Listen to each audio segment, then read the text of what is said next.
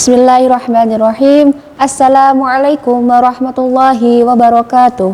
Alhamdulillahirabbil alamin wa bihi nasta'in wa ala umurid dunya waddin. Wassalatu wassalamu ala asyrafil anbiya'i wal mursalin wa ala alihi wa sahbihi ajma'in. Rabbi shrah li sadri wa yassir li amri wahlul 'uqdatam min lisani yafqahu qawli. Amma ba'du. Teman-teman yang dirahmati oleh Allah Subhanahu wa taala, amalan terpenting pada bulan Ramadan adalah berpuasa. Namun, terdapat beberapa amalan-amalan yang disunahkan atau dianjurkan oleh Allah Subhanahu wa taala pada bulan Ramadan agar lebih bermanfaat dan mendapatkan banyak pahala dari Allah Subhanahu wa taala. Karena pada bulan Ramadan terdapat beberapa amalan-amalan yang tidak dapat dilakukan pada bulan-bulan lainnya. Oleh karena itu, beberapa amalan-amalan yang dapat dilakukan pada bulan Ramadan sebagai berikut.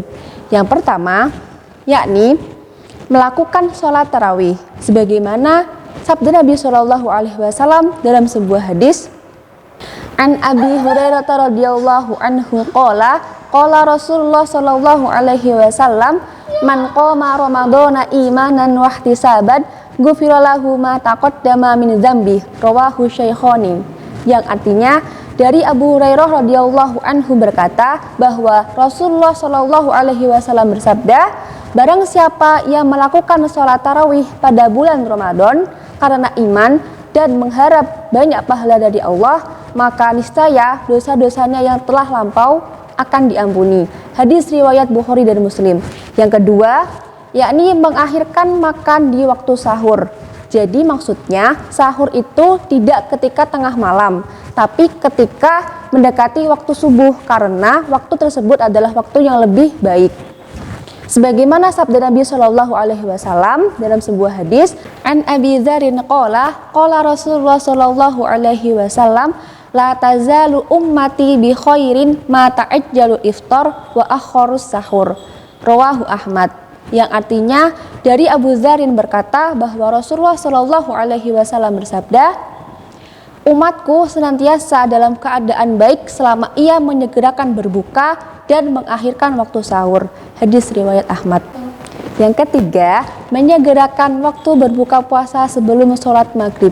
Sebagaimana hadis Nabi Shallallahu Alaihi Wasallam, an Sahli bin Sa'din anna Rasulullah Shallallahu Alaihi Wasallam qala la yazalun nasu bi khairim ma'ajjalul fitra, muttafaqun alaih. Yang artinya, dari Sahal bin Sa'din, sesungguhnya Rasulullah Shallallahu Alaihi Wasallam bersabda, orang dalam keadaan sehat atau baik selama ia menyegerakan waktu berbuka, muttafaqun alaih. Yang keempat, berdoa ketika berbuka puasa, di mana doa-doa tersebut harus mengandung rasa bersyukur kepada Allah Subhanahu wa taala sebagaimana yang telah disebutkan dalam hadis Nabi Shallallahu alaihi wasallam. An Ibni Umar qala kana Rasulullah Shallallahu alaihi wasallam idza aftara qala dhahaba az-zama'u wa batalatil uruqu wa sabatal ajru insyaallah, rawahu Abu Dawud. Yang artinya, dari Ibnu Umar bahwa ketika Rasulullah Shallallahu Alaihi Wasallam berbuka, maka Rasulullah berdoa, zahaba zama'u wa batalatil uruqu wa sabatal ajru insyaallah, yang artinya hilanglah rasa haus dan basahlah urat-urat badan dan insyaallah akan mendapatkan pahala. Hadis riwayat Abu Dawud. Yang kelima, memperbanyak sedekah dan mempelajari serta membaca Al-Quran, sebagaimana dalam sebuah hadis Rasulullah Shallallahu Alaihi Wasallam yang diriwayatkan oleh Ibnu Abbas bahwa Rasulullah adalah orang yang paling dermawan, apalagi ketika bulan Ramadan, ketika Jibril menemui Rasulullah Shallallahu Alaihi Wasallam pada setiap malam untuk mengajaknya mempelajari serta membaca Al-Quran. Ketika bertemu, Rasulullah adalah orang yang lebih dermawan daripada angin yang ditiupkan, muttafaqun alaih. Yang keenam, yakni mendekatkan diri kepada Allah Subhanahu wa taala dengan cara beriktikaf pada 10 hari terakhir bulan Ramadan.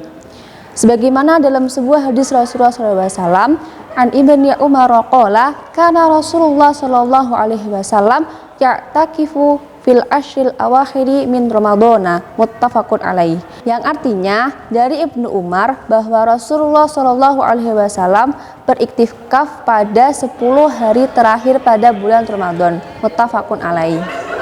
Demikian amalan-amalan yang dapat dilakukan pada bulan Ramadan. Semoga kita mendapatkan taufik dan hidayah dari Allah Subhanahu wa taala agar kita dapat melakukan amalan-amalan tersebut dengan sebaik-baiknya. Mungkin cukup sekian. Nun wal qalami wa ma yasturun. Syukran, wassalamualaikum warahmatullahi wabarakatuh.